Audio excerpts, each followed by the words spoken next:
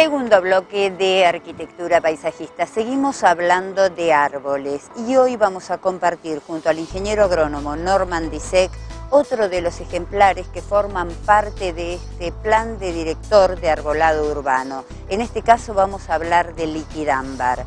Nosotros siempre hablamos de diferentes especies y tenemos que tener en cuenta muchísimo, ya Norman les va a decir en la nota, todo lo que refiere al área céntrica de la ciudad, micro, macro, centro, ese área que está más protegida, y lo que ya son barrios perimetrales. El liquidámbar es un árbol que Norman les va a estar contando a todos ustedes, no se adapta quizás a situaciones extremas. Nosotros aquí lo estamos filmando en Barrio Paligüe. No sé cuál es el comportamiento cuando estamos hablando ya de barrios parques o zonas más alejadas. Compartamos toda la siguiente información.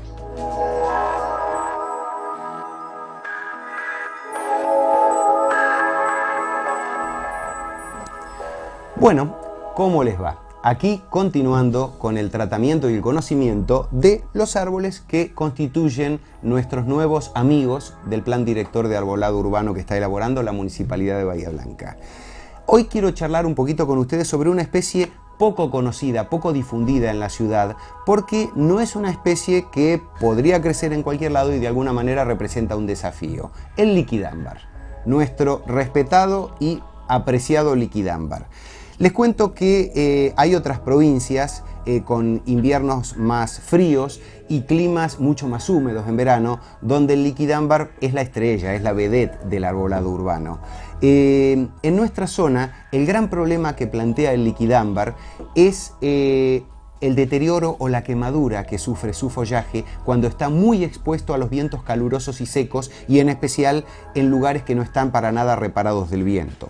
Por esa razón, nosotros hemos hecho un relevamiento, hemos hecho un seguimiento y descubrimos que en los lugares más arbolados, más reparados del barrio Paligüe y del barrio Patagonia, los liquidámbares que han sido plantados a modo de deseo y de experiencia particular de algunos vecinos han funcionado magníficamente. Particularmente en Paligüe hay sitios muy reparados porque hay mucha conífera en Paligüe, entonces eso genera una media sombra, genera un reparo del viento que hace que los liquidámbares en estas condiciones de media sombra y de reparo crezcan magníficamente.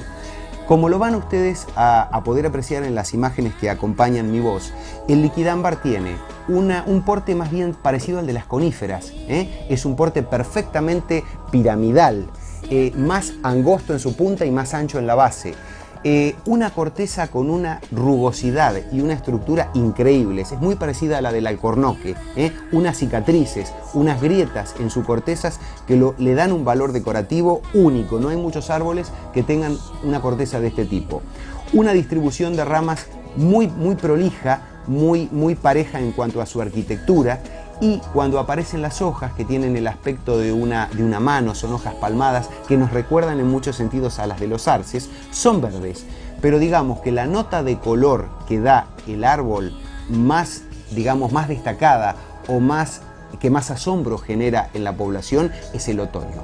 Cuando llega el otoño, el liquidámbar tiñe sus hojas del verde a una mezcla de violeta, rojo, naranja y amarillo.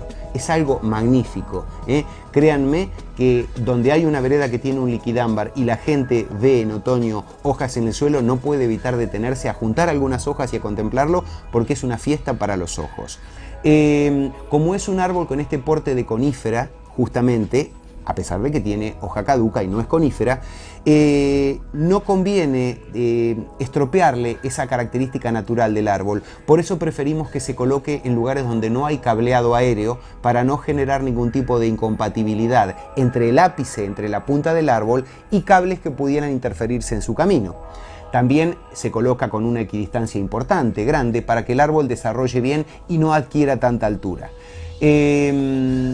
No es que el árbol no pueda crecer con otro porte que no sea el semejante al de una conífera, con un eje principal que domine. Perfectamente se puede obtener un árbol bipódico o tripódico, es decir, con varios brazos que crezcan a la manera de una latifoliada común, pero nos gustaría que se conserven las características propias que hacen a la fisonomía del ejemplar.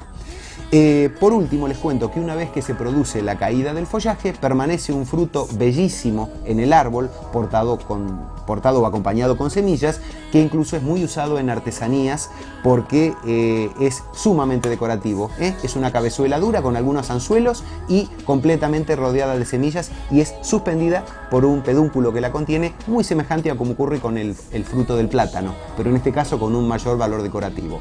Bueno, les dejo esta inquietud para que lo analicen y vean si en su jardín de última tienen un lugar de reparo. Apuesten al equidámbar, que es un árbol realmente precioso y que puede funcionar bien en la zona. Muchas gracias.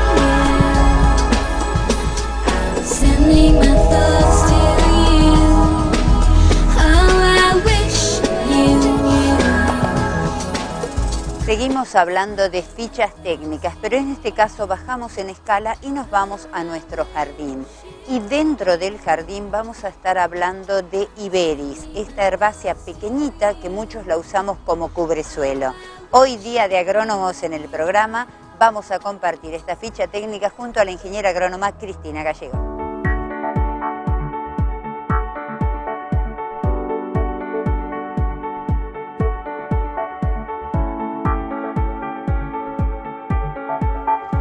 Bueno, verán ustedes en este cantero lo hermoso que está florecido el Iberis perennes. Es una herbácea rastrera que florece así a fines del invierno, y como hemos tenido estas temperaturas todavía un poco bastante agradables, ya está florecido. Cuando está en floración prácticamente no se le ve la hoja. Se mantiene durante todo el año, es una herbácea pequeña, por lo tanto es recomendable que la usemos en los canteros en primeros planos. También se puede cultivar en una maceta de boca ancha, la podemos colocar en una galería siempre y cuando le dé pleno sol. Entonces, durante el invierno a lo mejor podemos observar desde el interior esta floración tan profusa del Iberis. Tiene hoja perenne y florece en esta época. Cada tanto conviene, si vemos que la mata se va envejeciendo, conviene hacerle una leve poda y en ese momento restituirle fertilidad al suelo mediante humus de lombriz, compost o alguna otra enmienda. Bueno, como dijimos recién, es una plantita que requiere pleno sol y agua en cantidades normales. No es demasiado exigente. Desde ya que si en verano no la regamos con los fuertes soles y el calor, se puede resentir, pero es muy tolerante.